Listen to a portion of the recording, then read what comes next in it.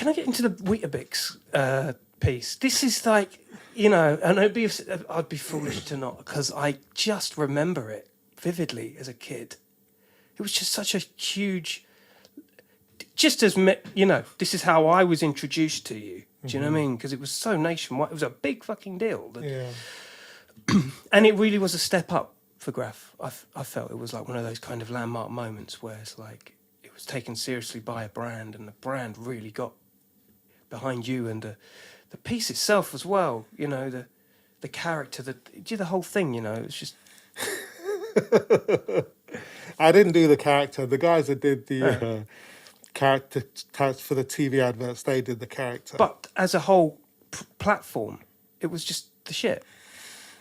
Yeah, but I mean, to go into that, initially I later heard from Kev One, because he said that he saw the art director who contacted me down Covent once, and he met Kev One, and just by chance, because he was walking through there on his way to work, and they had a lot of chat for a couple of minutes, and Kev One told me that initially they saw the work in Covent Garden, and so were after the Chrome Angels to do it. Right. But the Chrome Angels were in Paris. Breaking news, hold tight, go on. So that should have been the Chrome Angels gig. So the reason why I got to do it was because I'd done like a piece on a youth club wall, which was about 12 feet high and like 60 foot across. And it was like a local newspaper came around and did an article on it. And so... 12 feet, big piece. Yeah, it took about 5 days to do it. Me and Plaz did it in Peckham. And so the youth centre, they organised for a local newspaper to come on to do an article on it. And the guy who wrote the article, he put my phone number in at the end of the article. Yeah, if anyone wants to. And I lost my shit when I thought, what the fuck are you doing? Was it a home number as well? Yeah. Well, there were no mobiles. There was no mobiles then, yeah. So. What am I talking about? And I thought, shit, if my mum finds out, I was shitting it. And also because those days I was like staying up to like 2, 3 in the morning sketching. Whenever I heard like a car driving by, like late after 1 a.m, I turned the light off. I was super paranoid for like 2 months. Yeah. That can't be good for your thinking, health. Fuck, if I get raided. Yeah, that can't be good for your health. No, I was seriously stressed. And then I did get a phone call from someone phoned and said, yeah, is this the Artful Dodger? And it says, no. Who's this? Oh, God. And then it says, oh, well, I saw an article in a local newspaper. I'm from, we wanted like graffiti painting done for an advert. And it says, well, that might be me. Yeah, tell me more. And it says, yeah, so basically let's have a meeting, went down there. And it says, yeah, we want to do like an ad campaign using spray painting. And yeah, and it says, yes, going to go on billboards all around the country. And I says, well, I'll be allowed to put my name on it. And he says, yeah, I'm doing it. That's it. Didn't care, yeah. Wow. Because I just thought, my name on billboards all around the country. You're going to get quadruple the problems that you feel like you... Well, just I was thinking national fame. That because obviously as a writer, that's like the main thing I was doing it for. I thought, if I can have my name on billboard around the country, fuck yeah, I'm doing it. It's a funny one, isn't it? Because, like you were saying, at the time you were doing illegal activity and then this thing came about. Can you, back in them days, could you survive on doing something as such a big deal as that and still hold an integrity, your feet on the ground on the illegal side of things? It was difficult because by the time that it was actually came to do the painting, I was in 2 minds about whether to actually go through and do it. Really? Yeah, because I thought, well, this isn't what I got into writing for. I didn't get into writing to make money. I got into writing to get fame. And like Crash was saying that, well, actually, I don't think you should do. I think it should be a crew piece. And I think, what, to save your face so that you can still operate in? No, he was saying that. Well, if you're gonna be, well, because you're a member of the Supreme Team, if you're gonna do a piece, then you should have all the crew's names on it. Did that conflict?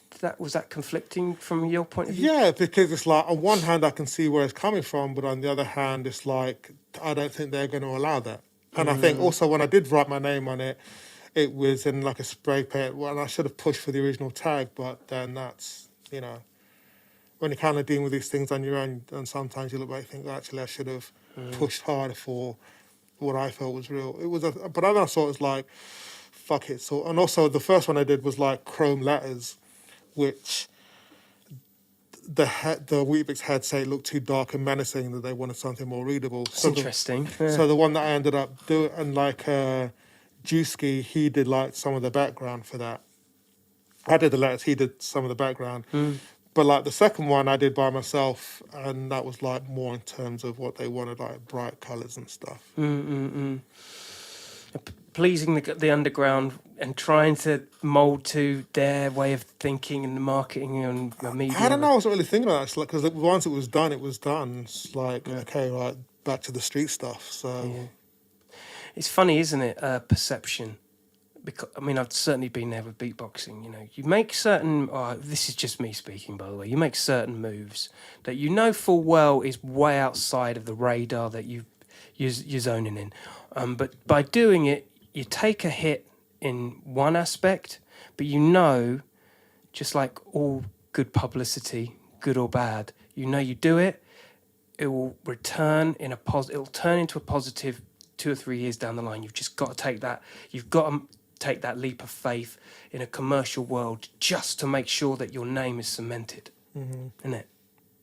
Do you think that happened? I think that happened.